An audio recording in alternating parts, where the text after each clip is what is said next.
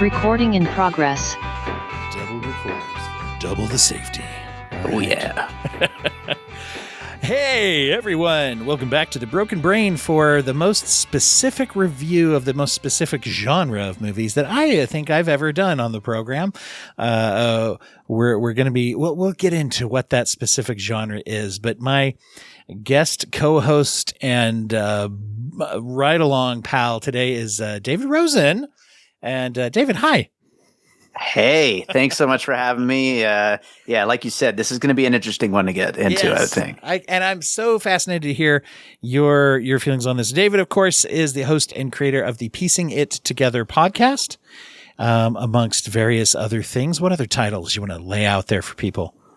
Well, in the podcasting world, along with Piecing It Together, I also produce the Awesome Movie Year podcast and do a bunch of other work on various podcasts. But then I'm also a music composer. I put out albums of instrumental music under my name, David Rosen. I also have a silly, fun comedy project of songs about my pets called The Pup Pups, which has 3 albums out, and I'm currently working on the 4th one right now. And I also score films, so I'm constantly working on something. Nice.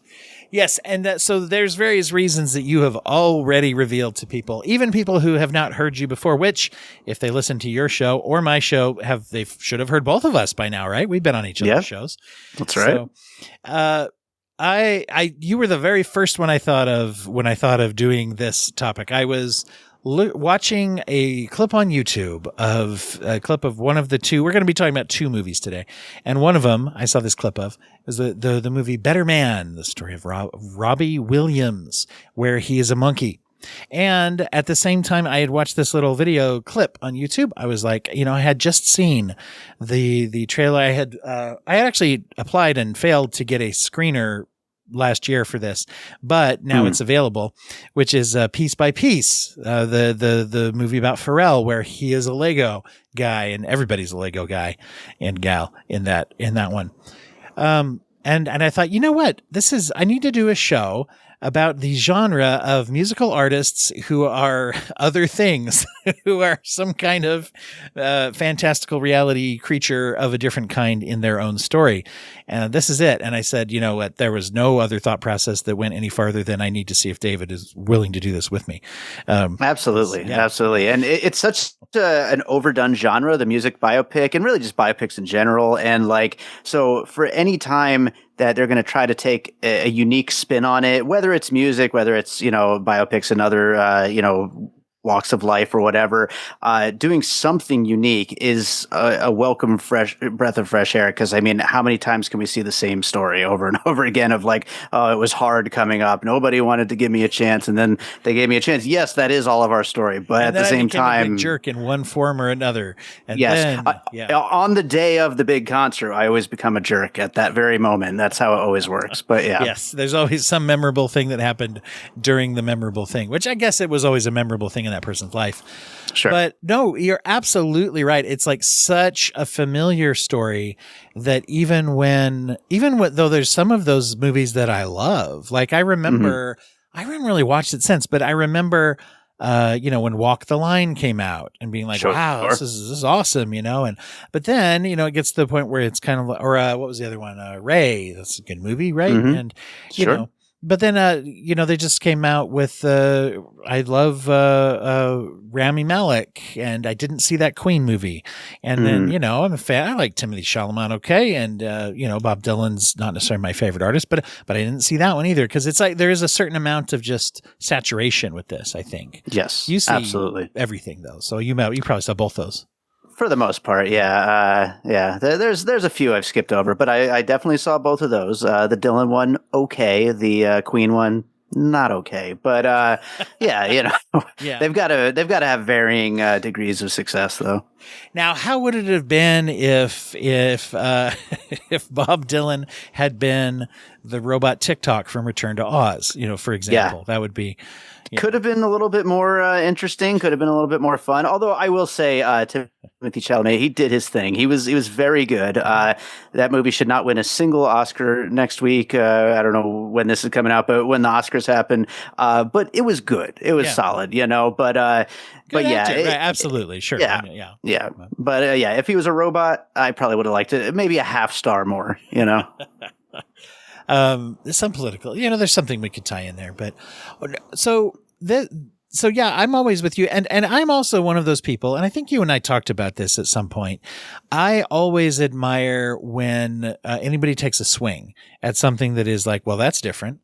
And especially if it's the kind of thing that makes us go, well, that's different, in a way that I'm not even sure if it's going to be good. And taking a swing is very important because sometimes it lands or hits the home run. Let me mix my metaphors here. But even if it doesn't, even if you bunt or strike out, here we go. I'm going to keep trying to use baseball. But even if it doesn't, it can lead to the next thing maybe being funded that will. It can inspire something, or it can at least inspire a thought. I've gotten to the point where, honestly, when I watch movies, if I feel like I kind of know what they were going for and I admire that they tried, it'll make me like the movie a little bit more, even if it's not a good movie. Yeah, no, intention is super important. And if they have something on their mind other than just, well, we haven't told that story yet, let's just tell that story. There's got to be something more to it. And it doesn't have to be as crazy as Better Man, but it should at least have some kind of hook. And it helps. And it helps. So, let's get into these. One thing I wanted to say first that I thought was kind of interesting is, I would say, if you stripped away, they are unified together by the clever uniqueness of how they're presented, because they're both musical artists in these pictures who are depicted as not human, that's what binds them together in my mind and made me think of them as together. However, it occurred to me that one of them is more of a biopic and the other's almost more of a documentary. I don't know that I would throw them together in my mind if they didn't have this way of being presented, right? Yeah, absolutely. And when you first pitched this idea to me, I hadn't seen Piece by Piece yet, and I've of course seen it since then. And the fact that it's a documentary, and it is an interesting thing to tell Pharrell Williams' story via Legos, basically. It's a cool idea, but I do think that if it was like a biopic, if it was, a narrative film, it would have been able to utilize the whole Lego thing in much more exciting, interesting ways. Whereas Better Man, is a full-on narrative film where they can kind of, tell the story that they want to tell in that way. And I think it definitely works better. It is. It's interesting to see the differences in how those two do roll out. I will, and also the similarities that it pulls that I wouldn't have probably thought of these two, because they have such important differences in their own basic story that we'll get into. But so one of the things that occurred to me, let's maybe talk about Better Man a little bit first. I'll probably bounce around, but anyway. Yeah, so, sure. Hey, spoilers for these two movies that follow the formula that we already laid out. And by the way, the formula that we already laid out is spoiler for every music biopic or documentary about an individual artist. So go ahead and apply that spoiler to every movie you'll ever see that's in that genre. There we go. Yeah. And prove us wrong. Come at us if you find one that's not. And we'll do an episode on that. But one of the things that struck me, first of all, is if you're going to do this story and you want to make it interesting, you really got to tell the story of a person, because the journey is so similar. And I think, to be fair, it's not just a genre trope. It's a trope of real life, of how fame, especially when someone is young and they explode onto a certain scene, especially the music scene, right?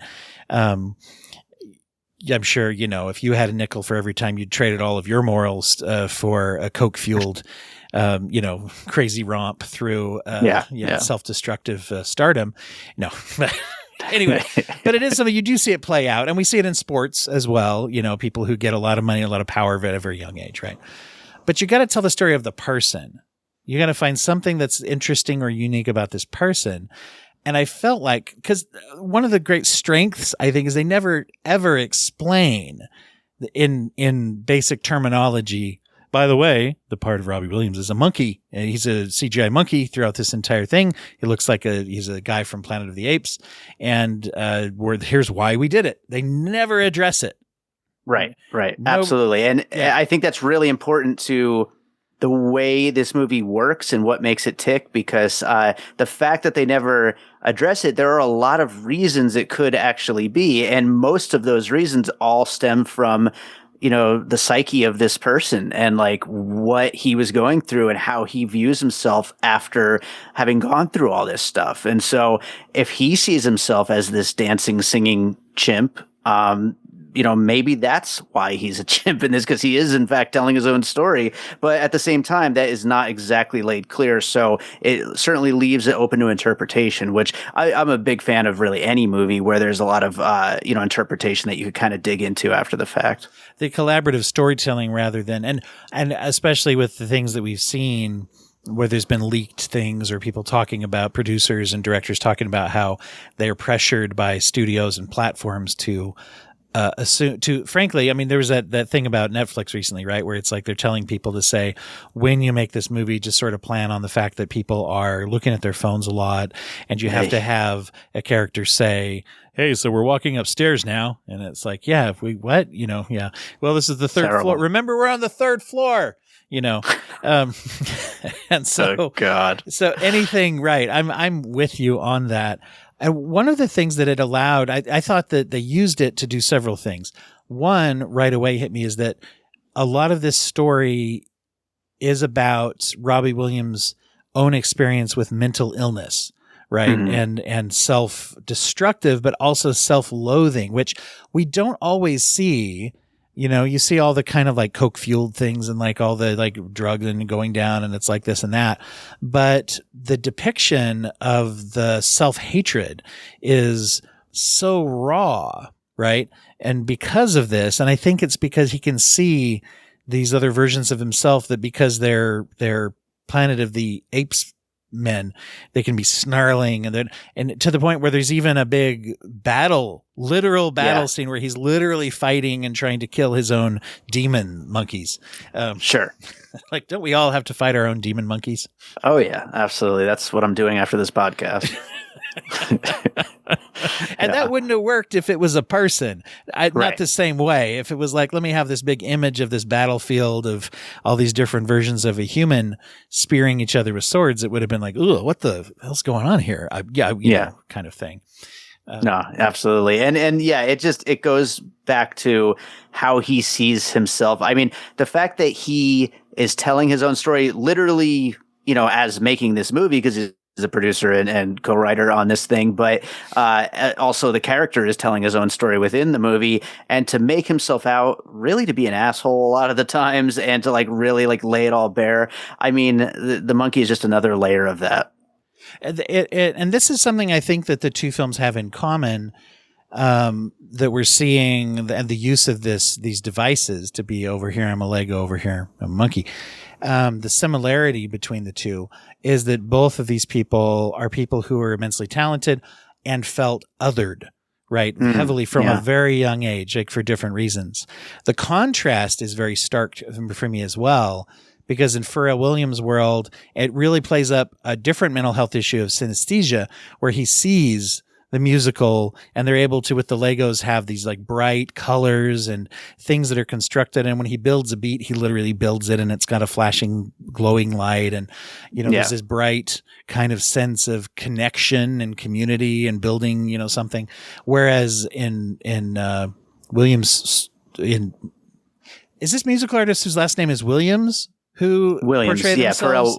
Pharrell Williams. And Robbie Williams. So, wow. This is an even more specific genre than we thought. Wow. I have all these notes I wrote down and that never crossed my mind. It didn't to me just till now when I was trying to refer to the other. So in Better Man, it's instead of that, as a contrasted to the warm, like bright colors, it's this harsh, violent, like upsetting kind of, and at the same time, there are moments where he can communicate, especially as a little boy monkey, right? This sweetness and this innocence, but yet this harsh divide from other people as he talks and you see the big monkey teeth moving and just, moving around differently than the people around him. And so that's the juxtaposition here of bright and warm versus harsh and lonely, but yet they both are very much about feeling like other than humanity, other than the people around them. Right.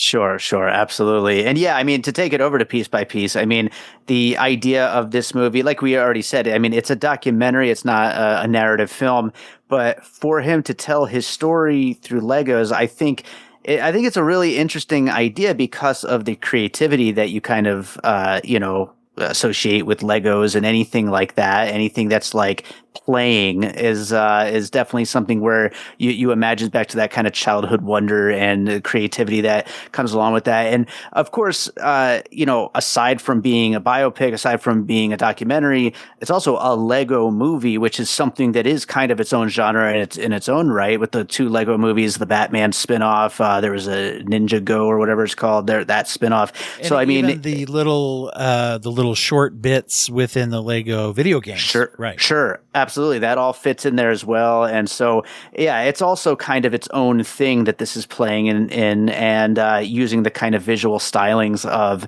And so it's definitely unconventional. I think the problem, with Piece by Piece is while you had mentioned the beats being like building blocks that he's like putting them together, I think mostly there's a lot more you can do when nothing is, being filmed exactly. It's all just CGI. And like, I feel like it could have gone so much further with that because if everything in the world is Legos, it could have just gotten totally off the deep end crazy, in the way that Better Man uses its premise of let's show Robbie Williams as a monkey, it is so like out there and it takes it as far as it could possibly go. Whereas Piece by Piece is kind of like, well, it's a documentary, but they're Legos. Right. That's an interesting point. Yeah. Because with that, not only are the motions, of Robbie the monkey, right, are different than the way people move in real life and stuff. There's also a lot that's there of the extreme movements. And for example, when they sign their record deal, they come running out, and this is a big video clip people are seeing in reels, I think, too, right? Where they come out and there's the song, and I'm not as familiar with the oeuvre of Robbie Williams to know the names of all the songs. Like Sure. It's Rock DJ though. I know that one. Yes. So, okay. I was Loving Angels Instead at the funeral was the one that I was like, oh, I definitely know that one. Really. And I like that song a lot and just haven't been exposed to as much of it. So when they come out there and they're like, they're sliding around on all the gumballs in the street and they're changing the suits and they're hopping around on all the whatever pogo sticks, there is wanton destruction that they're like not only smashing things, he's running into people and not even noticing that, and he causes a car accident at one point. And you could say that's all kind of like how, but it really wraps into there is this natural self-destruction that is already inside of his career. I felt also that they highlighted they were able to show the expressiveness on this CGI character. A big part of that was doing things.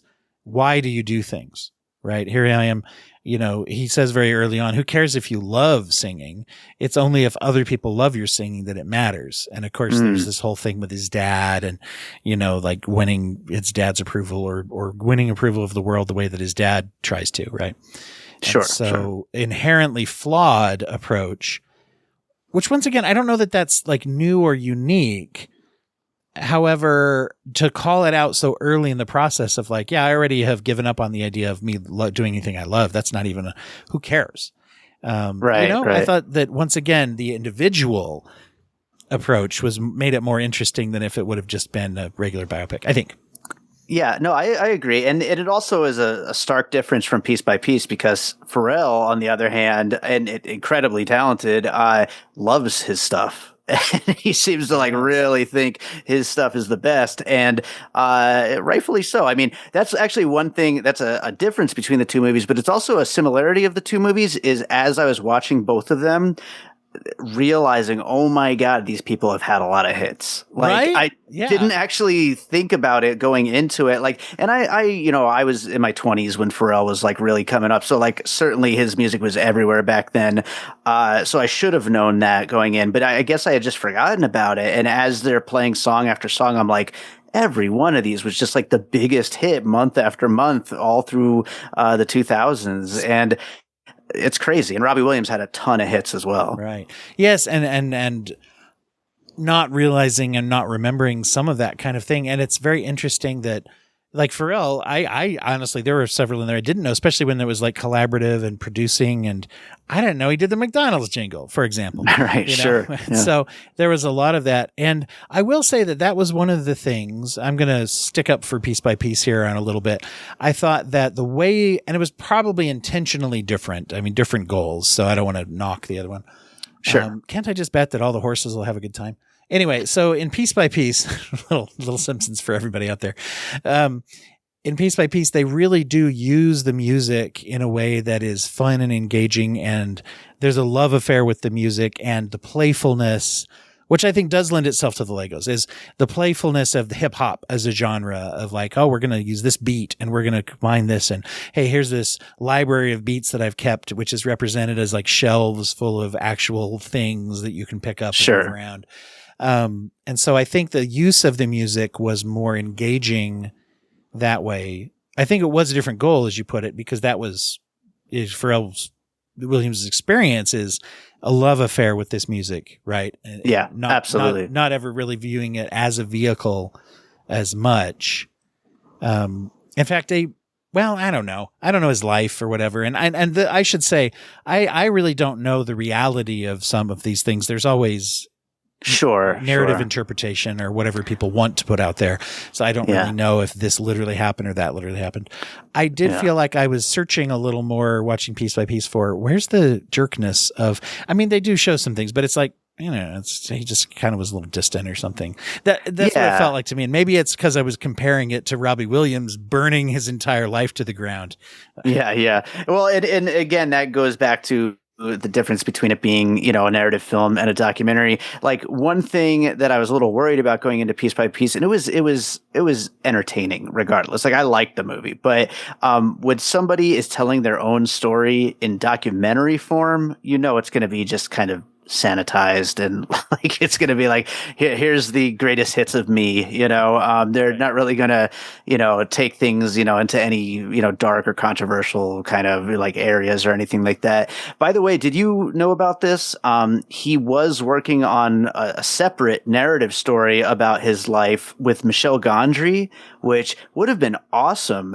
I love Michel Gondry, and I guess just last week it was announced that they scrapped it. They filmed the whole thing and they were in post-production and they decided this is just not coming out the way we planned on it. And they're just never going to release it, which is a shame because Michel Gondry is one of the most creative filmmakers. I think that would have been even weirder and more creative than Legos. So I don't know. That would have been really cool. Interesting. Yeah. Yeah. Well, and there's also a brand difference in the way people present, right? And obviously, even just in the musical choices, right, of the of what we're looking at there too, and I think there is a certain amount of it's a weird certain amount of vulnerability, and for those that go into a whole recovery mode of their lives, oftentimes, you know, an active addiction versus sobriety of whatever kind or definition people.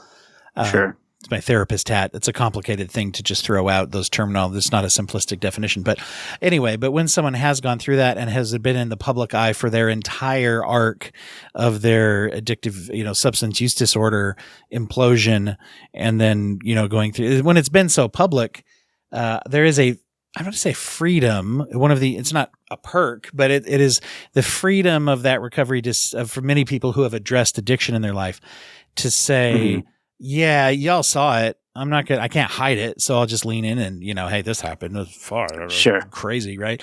And, they can just have and I think it seems, you know, the message that Williams is putting across, even all the way through, is that he's still very much the same person at the end. It's like, I'm maybe healthier now, but there's still this swagger. That's what's maintained his career. That's what, you know, has led to his success I mean, if you watch the movie, he's attributing his own swagger and confidence almost just as much as his talent as what he makes that point, I think, several times in the movie. Yeah, absolutely. By the way, that relates very heavily to one of the other movies I'm going to bring up when we get into some other films as well. Yeah. Well, hey, you know what? Let's do that. Why don't we? Yeah. Why don't we do that? Sure. Well, that one in particular is All That Jazz from Bob Fosse, which was the first movie I thought of while watching Better Man. I bring it up on my Piecing It Together episode as far as puzzle pieces are concerned. That's what we call movies that might have inspired the movie we're talking about. And this is a great thing about, sorry to interrupt, I want to make sure that if anyone hasn't heard your podcast, they should, don't turn it off in the middle of this program. Sure. Definitely go ahead and cue it up for play next. That they should, because you have any movie podcast nowadays that hasn't been around for a billion years.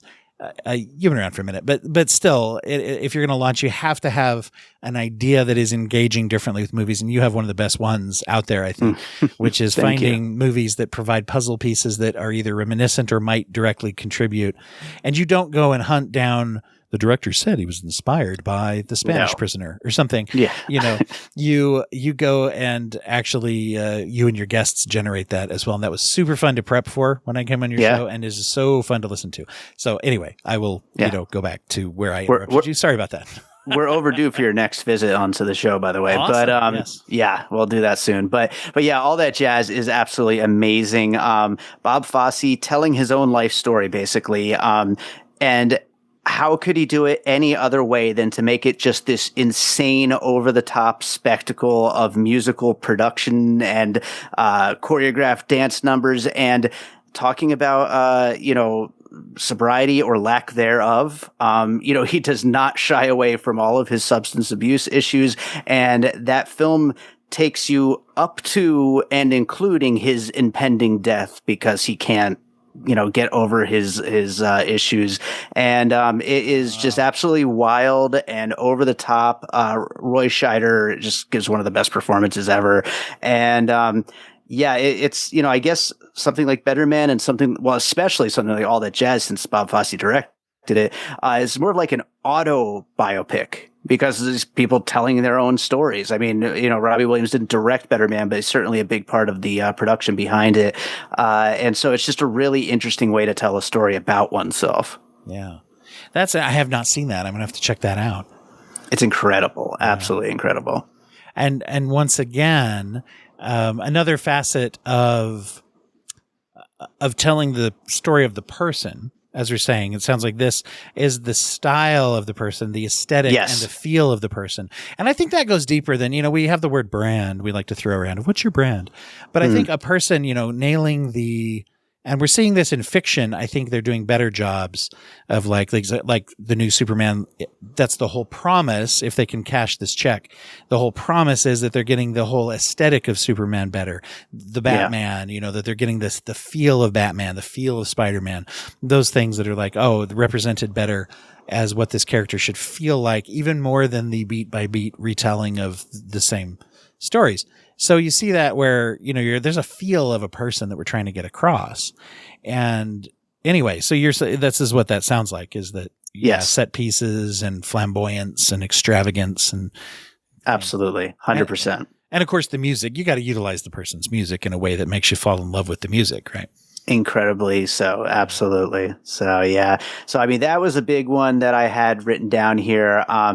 Another one I was thinking of, and this one kind of stretches the conversation here a little further maybe than it's supposed to be, but I had to include Tenacious D in the Pick of Destiny because it suggests that it is telling the story of how the D came together, Jack Black and Kyle Gass. They really did meet to play music, in theory, and did they met each other somehow?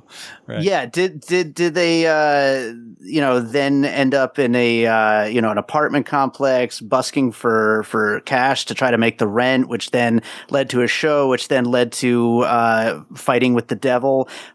Probably not any of that stuff. But as far as taking your own story and just, go going through the roof with doing something completely unique about the story of how you came to be. I thought it deserves a little spot on this list. Well, and how many of these things have a heavy hand of fiction anyway, as you put it? Are we going to sanitize? Are we going to, and documentaries in general have become sort of well known and nowadays it's so much easier than it used to be to find the true stories of things. You know, it's a engine search away. It's a duck, duck, go away, I think is the way people say that. But yeah, so that is interesting to just lean into the fictionality of it. I mean, to pull a Weird Al kind of thing, right? Like Speaking of which, I was going to ask if that was one. Should we do that one? Sure. I have that written down too. Weird, the Al Yankovic story, which is, of course, I don't know if people can see what we're doing here, but air quotes here, right. Big air quotes. The true story of Weird Al's rise to fame as a parody singer, which is completely filled with just nonsense and ridiculousness. And how could it be anything but that when it's Weird Al? But of course, he has a love affair with Madonna during it, yes. And I heard him say on some podcast he was on. I think it was the Comedy Bang Bang podcast, whatever. But he said that somebody told him like 2 days after the movie came out that were Madonna and Weird Al ever really together? Something like that was trending on Google, was like one of the top searches. And nice. He's like, never would have thought. Anyway. That's amazing. That's so funny.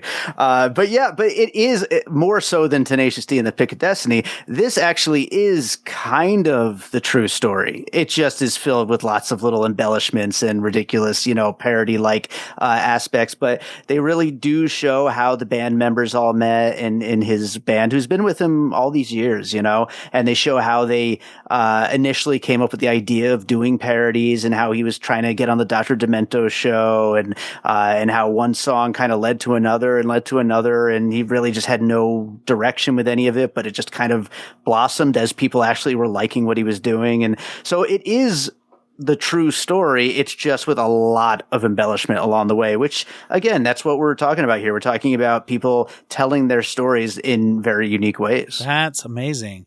I didn't know that there was that element of realism in it as well, which of course is parody, as having, and you could say that one of the things that makes him such a great parody artist is the depth or the length to which he goes to keep a lot of the same, like the bridge or the this or the that, or even when he'll do a video, he'll include little bits that you're like, oh yeah, that's in the other video. I wouldn't, I hadn't thought of that. I will say he's such a fascinating individual to me. And one of the things that, if you're somebody who is interested in hearing someone talk for real, and in every interview I've ever seen him in, most of them, he's always on. He's playing that character. I'm Weird Al. I'm going to say the weird thing, or he usually is on, places like that are comedic. One of the best interviews, if you ever want to hear him talk a little bit straight about his own life, is actually on the You Made It Weird podcast with Pete Holmes. That's Pete Holmes's show where he interviews entertainers.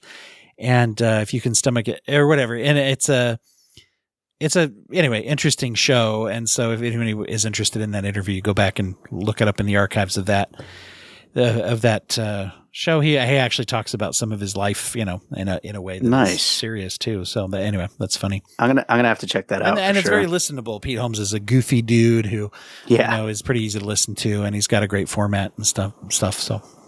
Right on. Yeah. Well, I've got one that gets away from music for a moment, but I do think it fits really well in this conversation. Have you ever seen Gothic from 1986, the Ken Russell film? I didn't. Is that the one? Tell us more. I'm trying to remember that one. I don't think I've seen it, but I don't remember it. It's based on a true story of when Mary Shelley went to Lord Byron's estate for the weekend for just a fun little evening or a fun little weekend with some friends. And this is where she wrote Frankenstein. I remember when this came out, but I have not seen it. Also, John Polidori, I believe that's how you pronounce it, wrote a seminal novel, Vampire. So two of just the defining works of horror.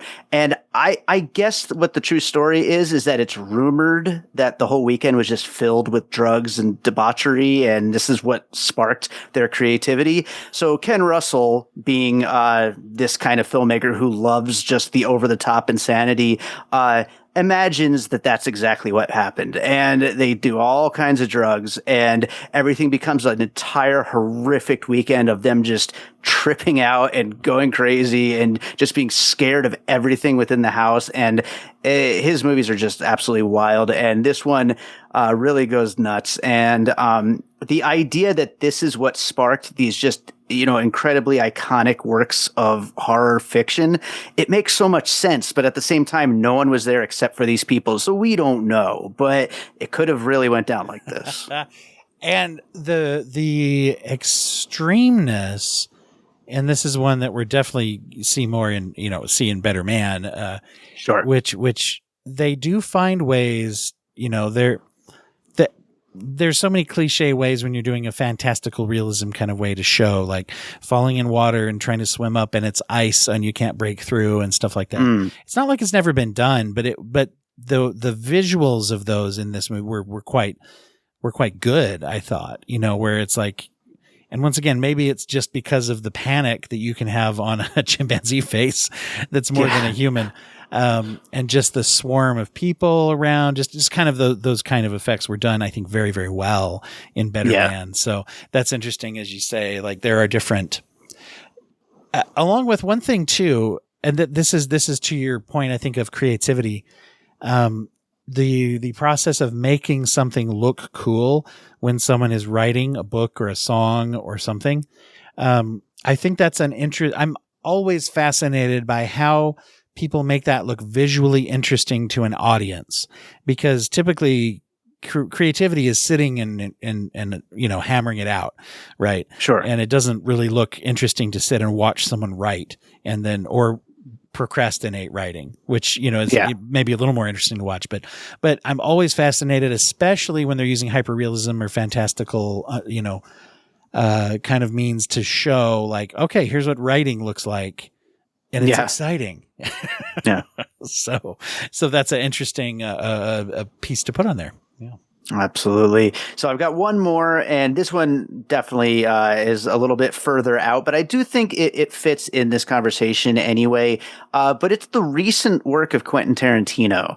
The idea that something like Inglourious Bastards tells the story of this American team who goes and kills Hitler, or Once Upon a Time in Hollywood imagines a world where Sharon Tate did not get murdered, and instead the Manson family encounters this wild cast of characters that, all this other stuff happens that fateful year in Hollywood. The idea that you could just do that, like, why not?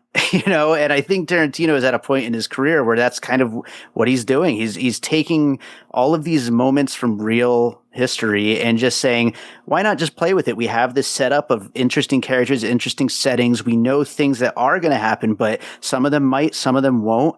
And that's exactly what we're doing with Better Man and Piece by Piece, really, is taking these, true stories and then just kind of, embellishing is a word, but you could also say just kind of having fun with it and trying things. And like we started this conversation out talking about how we've essentially seen these music biopic stories before so many times. Why not at this point have a little fun with it? And I think that's something that Tarantino's doing in his particular paintbrush. I remember reading a long time ago, Tarantino always wanted to make an Elvis movie, which, I'm sure he always says he's only making a 10th movie and then he's done. So I doubt that's ever happening. But, I wonder how that would have turned out. It might have been along the lines of A Better Man or a Piece by Piece or All That Jazz, for example, where it is the story, but it's also kind of not the story. Mm-hmm.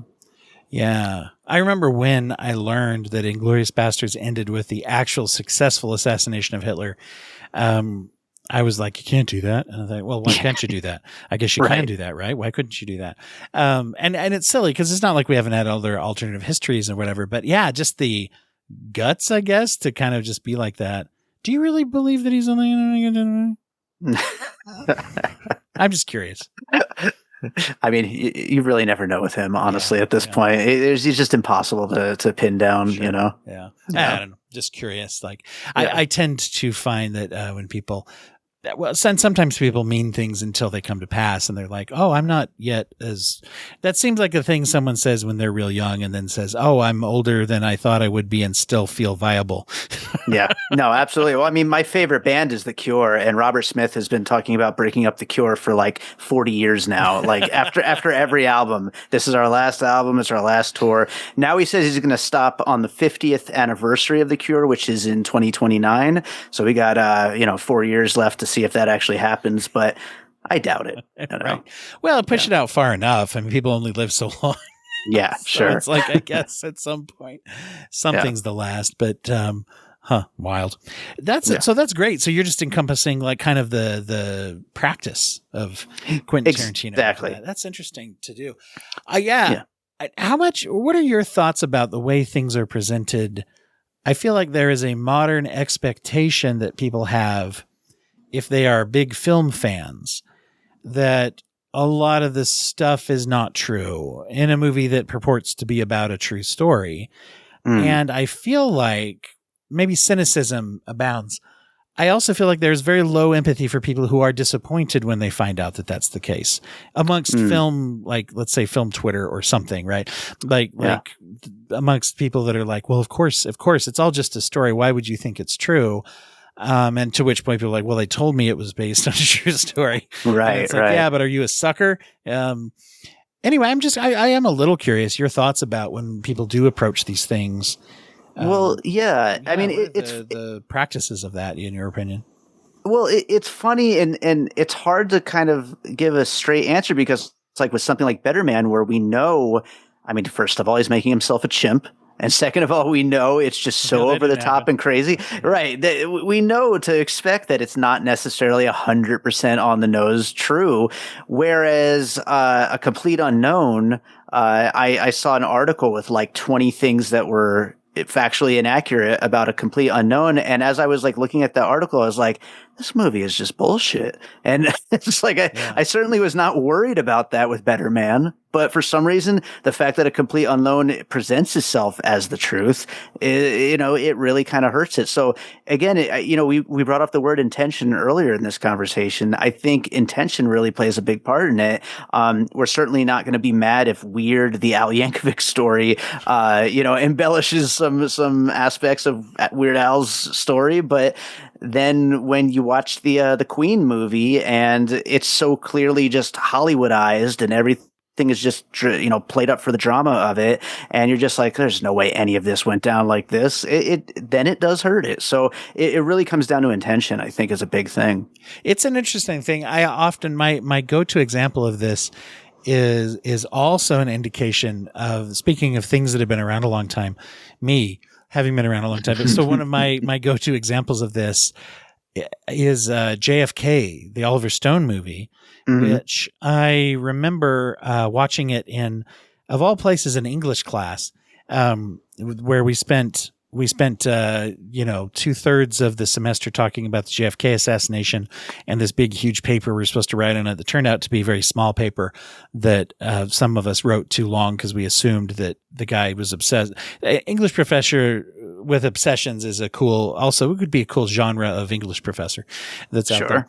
So anyway, so we talked about it a lot. And so getting to know quite well the things that happened, things didn't. So anyways, in JFK, there is a character played by Donald Sutherland who, and this is a source based on a real guy that Kevin Costner plays. I can't remember his name, the real district attorney who was one of the first ones to officially put forward this theory about, the assassination and the conspiracy theories and everything.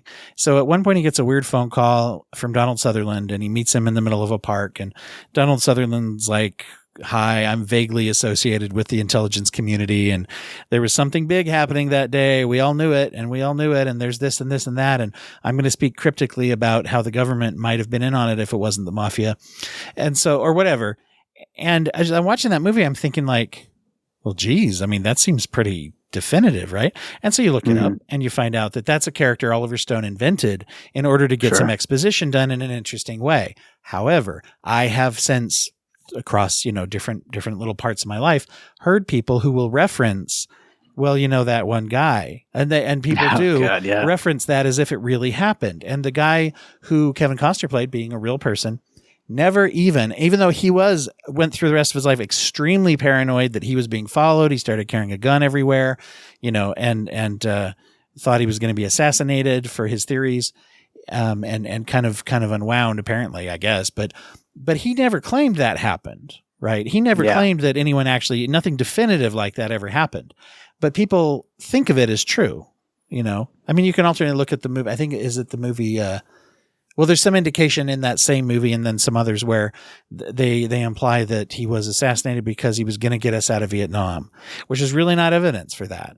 The JFK was in the process of pulling us out of Vietnam, so therefore he was killed. There's not really evidence for that either.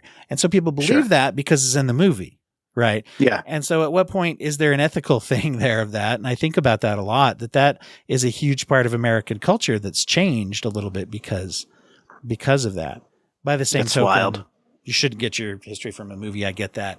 But, so there's a responsibility of the viewer, but we know how it's going to go. Anyway, it is interesting. And I think you're absolutely right. It's the intentionality of we're playing around with this. Well, we did this to shortcut this and that.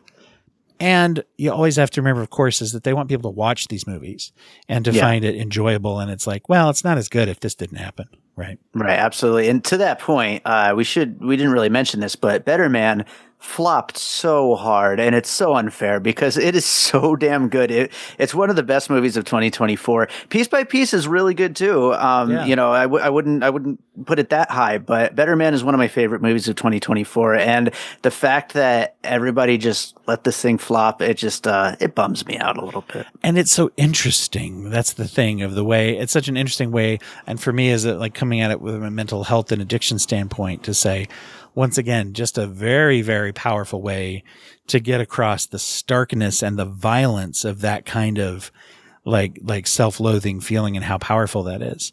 And there's one of the lines I think is actually very informative where he said, I don't like it when people say suffering with depression. I think clinical depression sounds more apt or whatever. Yeah. And, absolutely. Speaking as someone who's, a therapist, and my other hat, here's the therapist in the room, is that, that's much better. It's more clinical. It's more appropriate to say, and I thought that was a great point. I say suffered too, but it's like, that's a really good point. I have to think about how I say that. Well, I have one last question of what do you think narratively of the, there's always the question of what to do with the absentee, emotionally abusive father. And in this, I feel like, spoiler, they went the way of redemption-ish. I don't know. I was curious what you thought of the dad getting that moment on stage with his son. Was that part of, you could say, is that part of Robbie's redemption? Is it really his dad's? It's not earned by his dad, I don't think. I was curious what you thought. No, that's an interesting point and something I can't quite say whether or not I think it was earned. I think that for whatever reason, it was important for Robbie Williams for it to be there, and that seems to be the thing. And again, this really goes back to everything, like not knowing specifically why he is a chimp in the movie. Like we don't know exactly why he felt that was necessary, even though it doesn't seem like it's deserved, and, but for whatever reason, he felt like that's how the story needed to be told. And it seems like a very personal decision to him that we can't quite know, just like we can't quite know 100% why he's a chimp. It was one of those things where I felt like as his redemptive moment of being like, there's something I like about the idea of I can forgive even though the person didn't really do any work. There's some indication the dad kind of felt bad sort of at the end, but that felt a little slapped together. The other thing is, though, that on the other side, it does play into a pet peeve of, maybe this is more of a societal, less than just a movie, but is that there's an unfairness there of being like, hey, thanks, Mom, you've always been there, and Dad, come up on stage with me, let's sing together. This father son, this is my dad, the guy who dumped and just disappeared to go sing in front of small groups of people and then has mooched off me. But you know what? He's cool. And he gets to be on stage in front of everyone. Now, whatever, that's me being a little nitpicky, I guess, but that is interesting that as dads, we don't have to do quite as much to get a lot of, hey, look, you did something at all. Sure. Yeah, absolutely. We just do the bare minimum, and that's we're good. It's right up there with getting praise for babysitting your own children when your wife is out for the night. Yeah. So anyway, but so tell people. Let's say I want to have you tell people what you're doing. You've got some live shows and things coming up. Yeah. Oh, I always ask people who come on the show if they have any suggestions of a charity or a nonprofit, and I did want to pick your brain. Do you know any? Just put you on the spot here. I didn't prepare you. Do you know of any good like charitable organizations that have to do with music? Yeah, no, I can edit don't. This out if it's too. I mean, I think the only ones that I know are like pet related. Honestly, around Las Vegas. Yeah, hit that. What would you say? Yeah, I'd give a shout out to our friends over at Potastic Friends. They're a really great organization here in Las Vegas that does pet rehabilitation, and also FUPPY, which is short for Foreclosed Upon Pets, which does a lot of work with pets who were left in houses where they were foreclosed upon and the people had to leave, and so obviously those pets all need new homes, and so those pets or pets that people or do people proactively contact the organization and give them? No, they just are found at the place after. Okay. So those are a couple of great pet related foundations here in Las Vegas. No, that's great too. I'm also hunting a charity to focus on for an upcoming month, and I try to focus on a local one every month. So actually, FUPPY sounds really cool. I'm going to look into that. So yeah, absolutely. Yeah. All right, tell people where can they track you down, and in this case, actually track you down and see you live, perhaps. Sure. Yeah. If you happen to be listening and you're in Las Vegas, I've been doing live shows of Piecing It Together pretty much twice a month for the past year and a half, almost 2 years. And this month, actually 3 shows, because at the time that we're recording, I've got one coming up this Friday, the 21st of February, that is going to be on The Monkey. Speaking of monkeys, like we've been talking about for a while here. But The Monkey is a different kind of monkey. It's a horror comedy from Osgood Perkins. Looks like a lot of fun. So that is at Downtown Cinemas here in Las Vegas this Friday, but then I'll also be back at Downtown Cinemas for Mickey 17 next month. And I'm currently planning more shows with Maya Cinemas, another great independent theater here in Las Vegas. And I got more stuff that's planned as well, but I can't quite announce any of that yet. But yeah, the live shows have been amazing. Getting people out there into the theater to watch a movie with us and then hear us talk about it. And I open up to the floor, get some audience participation. It's just a really fun way to, grow the show and do some, really fun new things with it. But you can also find weekly episodes of regular old Piecing It Together online on any of the podcast apps. I'm on all the social medias at Piecing Pod. We also have a Facebook group, Popcorn and Puzzle Pieces, where we continue the conversation about all the movies we talk about on the show. And then my music, I just released a new album called Missing Pieces, which is between that and an album I'm putting out at the end of the year. It kind of finishes up this big era of music for me. So I'm just super excited about it. It's just like kind of putting a stopping point where I could then kind of think about where I want to go from there. So it's a transitional year in a way, but Missing Pieces just came together so much better than I expected it to. And it's considering that it's just like extra songs basically, but then as I started finishing them, they really turned into just a finished perfect album that I'm just so proud of. And so yeah, you can check that out on, Spotify, Apple Music. Well, actually not on Apple Music. That's another story. It'll be on Apple Music soon, but there's some kind of issue, a glitch, but it'll be on there soon. But all the other streaming services, you can find it. And then my Pup stuff, which is kind of my favorite thing to do right now, even though it's just a totally ridiculous novelty project. But the Pups is a rock band with my pets, and I do songs in all different kinds of styles, from like classic rock to punk rock to pop music to like folksy Americana, just all different kinds of stuff, and singing songs either about my pets or in some cases sung in their voices. And we have 3 albums. The most recent came out in December, but I'm actually 17 songs into another one already. And I'm excited to get that one out. our dog Harvey is 17 and a half. So he's up there, but we're going to get this album out there, and he's going to, go on his rock star tour, which just means staying home and eating snacks, but still. That's a lot of, I think the things you're doing are pretty amazing, but that is a very fun thing that you do as well. So I'd love to make it down there for one of your live shows one of these days soon too, as well. Yes, absolutely. Absolutely. Well, one quick reminder to everybody. Our charity of focus this month on the Broken Brain is the D Coffee Foundation. Go to dcoffeefoundation.org. That's D as in Delise, as in Dr. Delise Coffee, Coffey, DCOFFEY, foundation.org. dcoffeefoundation.org is where you'll find the details of this wonderful nonprofit where Dr. Coffee, sports psychologist, clinical psychologist, and helps kids to find ways to further their own goals and academics through athleticism and scholarships. And so that's a great thing. You should go there. You should get involved. You can donate. And as always, it doesn't cost you anything to forward that link onto your own socials so people can see it. If you do decide to join the Broken Brains Patreon this month, then 50% of your donation will go to the D Coffee Foundation for the duration of your membership, as long as you are until the sun blows up. And I assume that's how long people will be members, is until the sun explodes. And as is true for anyone who joins the Patreon, of course, 50% of your donations will always go to the charity that was the charity of focus in the month in which you joined. And thank you to those that are joining and are doing that as well.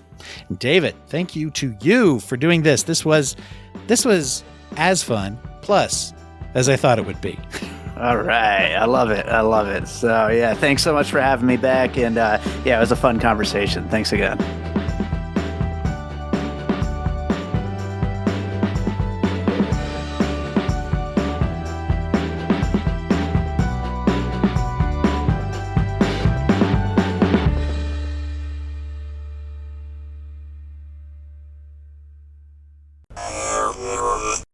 Thank you for listening to the Court and Parts Podcast Network. To listen to more Court and Parts shows, visit courtandarts.com.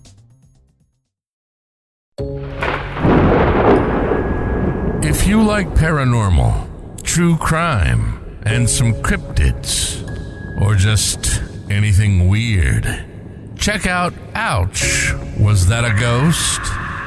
Brought to you by your host, Liz. You can find Ouch! Was That a Ghost on Spotify, Apple, or any audio platform. New episodes drop every Thursday.